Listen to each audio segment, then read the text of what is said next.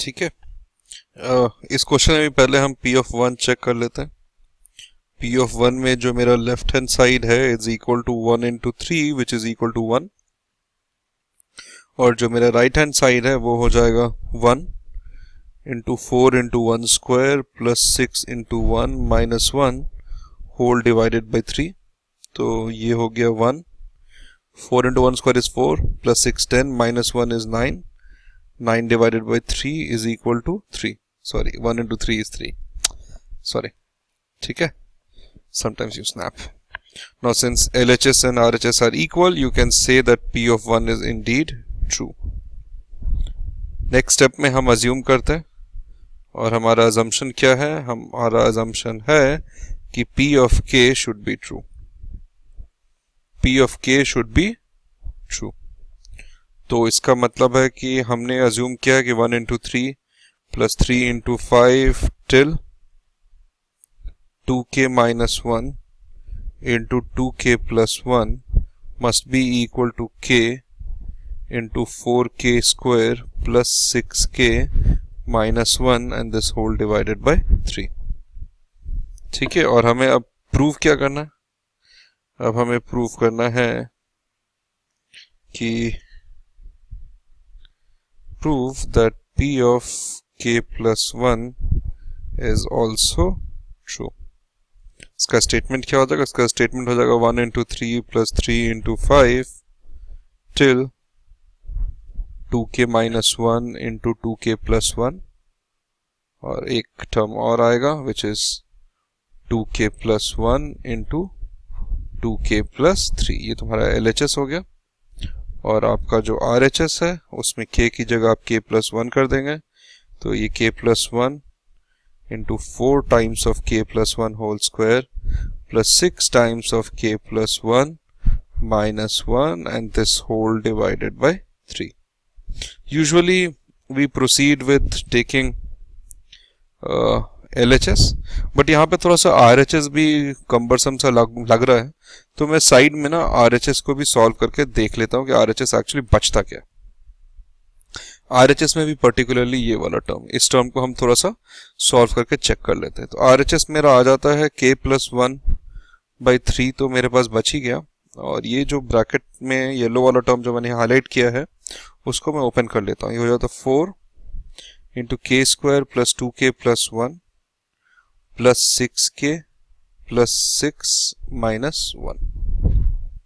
ठीक है, देखो माइनस 1 वाले टर्म के साथ छेड़छाड़ मत करना, उसको रहने देना, जो है सो हो, या कर भी लो, कोई फर्क नहीं पड़ता ऐसा तो अभी। तो ये हो गया k प्लस 1 बाई 3, ये हो जाएगा तुम्हारा 4k square plus 8k plus 4, you will open this bracket also, और यहाँ पे तुम्हारे पास 6k प्लस 5 बचता है।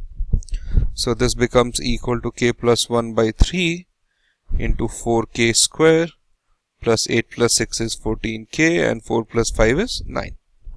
ठीक है, तो तुम्हारा राइट हैंड साइड जो है लेफ्ट हैंड साइड को सॉल्व करने के बाद should come out to be equal to this k plus 1 by 3 into 4k square plus 14k plus 9। Now let's get back to business and see where we are। अब ध्यान से जो हम LHS को देखते हैं, तो LHS का जो पहला k टर्म्स है उसका वैल्यू तो तुम अज्यूम कर ही चुके हो कि ट्रू है। ठीक है, और उसकी वैल्यू कितनी तुमने अज्यूम की थी? k into 4k square plus 6k minus 1 whole divided by 3, and this term जो एक्स्ट्रा टर्म है pk प्लस 1 में which is 2k plus 1 into 2k plus 3। Fair enough. मैं एक स्टेप थोड़ा ज़्यादा ले लेता हूँ, 4k square plus 6k minus 1, इसको मैं ओपन कर लेता हूँ। तो ये हो जाएगा मेरा 4k square plus 8k plus 3। ठीक है, जस्ट कॉमन मल्टीप्लिकेशन है, उसको मल्टीप्लाई किया और ये आ गया मेरे पास, and then I take an LCM। मैं इन दोनों टर्म को अगर ऐड करूँगा तो I have to take an LCM। LCM is 3, यहाँ पे मेरे पास बचता है k into 4k square plus 6k minus 1 plus this 3 will get multiplied to this whole term, which will become 12k square plus 24k plus 9. ठीक है? So this becomes equal to 4k cube plus 6k square minus k. I just opened this bracket also here. Plus 12k square plus 24k plus 9 and this whole divided by 3. ठीक है? अब इसको हम लिख सकते हैं 4k cube plus 18k square plus 23k plus 9 and this whole is divided by 3. ठीक है, we are nowhere close to what we wanted to get. But हमें ये पता है कि यहाँ पर जो हमारा RHS आया था उस RHS में k+1 का फैक्टर है. ठीक है, हम थोड़ा सा दिमाग लगा के रिवर्स इंजीनियर करेंगे. देखो क्यूबिक पॉलिनोमियल है, क्यूबिक पॉलिनोमियल के फैक्टराइजेशन में वन ऑफ द फैक्टर्स तुम्हें पहले से पता है कि इसमें k+1 आना चाहिए अगर तुम्हारा कैलकुलेशन अब तक सही है तो तुम उसमें k+1 बनाने की कोशिश करते हो. एक तरीका है कि तुम इसको डिवाइड कर दो k+1 से, तो तुम्हारे पास जो दूसरा क्वाड्रेटिक फैक्टर है वो आ जाएगा. ठीक है, या तुम इसमें k+1 सक्सेसिव स्टेप्स में बना सकते हो. तो तुम क्या करते हो, तुम इसको कुछ ऐसे करते हो, ये अलग सा कुछ है तो मैं बता देता हूं. तुम बोलते हो k+1 के लिए मुझे यहाँ पे 4k स्क्वायर चाहिए.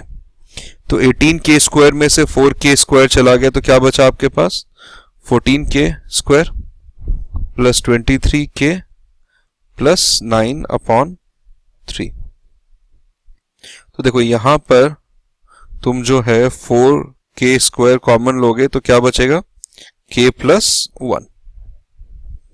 ठीक है, सिमिलरली यहां पर भी वही गेम करते हो. तुम बोलते हो ठीक है ये 14k स्क्वायर है, अगर मुझे k+1 कॉमन लेना है इन दोनों टर्म से तो मुझे यहाँ पे 14k लेना पड़ेगा. अगर 14k लेना पड़ेगा तो यहाँ पे क्या बचा मेरे पास, 9k प्लस 9. ठीक है, दिस होल डिवाइडेड बाय 3. तो मैं हर जगह k+1 बनाने की कोई कोशिश करता जा रहा हूं. एक अब ध्यान से देखना, ये जो थर्ड वाला है ये अपने आप ही k+1 इसमें कॉमन आ गया. पहले तो कुछ नहीं करना, पहले वाले टर्म्स में ये 4k स्क्वायर इंटू k+1 हो गया. सेकेंड वाले में क्या कॉमन है, 14k कॉमन है, क्या बच जाएगा, k+1. लास्ट वाले में क्या कॉमन है, 9, और क्या बच जाएगा, k+1. और डिनोमिनेटर में तो आपका 3 पहले से माशाल्लाह बैठा हुआ है. ठीक है, तीनों टर्म्स में न्यूमरेटर के k+1 कॉमन है, बाहर निकाल लीजिए. आपके पास क्या बचा, 4k square plus 14k plus 9. ठीक है, तो इसको आप यहां लिख लेते हैं 4k square plus 14k plus 9 and this whole divided by 3. ठीक है, ये हमने थोड़ा सा रिवर्स इंजीनियर किया था बिकॉज क्यूबिक पॉलिनोमियल है, दिमाग लगाना पड़ता, और दिमाग भी लगाना बता देता हूँ एक सेकंड. तो ये जो था ये हमारे RHS के इंडीड इक्वल आ गया, जो RHS अभी हमने ऊपर सॉल्व करके पहले से रखा हुआ था. ठीक है, ये RHS आपका था. Fair enough. तो whatever you have solved here is indeed equal to RHS. ठीक है, तो if P of k+1 is also true since LHS is equal to RHS, और आप बोल सकते हैं using the principle of mathematical induction that P of n is also true for all natural numbers. अच्छा, मैं बता रहा था कि क्यूबिक पॉलिनोमियल के लिए we can use the factor theorem also, कि तुम क्यूबिक पॉलिनोमियल में यहाँ पर k के लिए डिफरेंट वैल्यूज पुट करते रहो, +-1 +-3 +-9. ठीक है, और जहां पर उसकी वैल्यू 0 हो जाती है तो तुमको फैक्टर थ्योरम से उसका फैक्टर पता चल जाता है. Fair enough.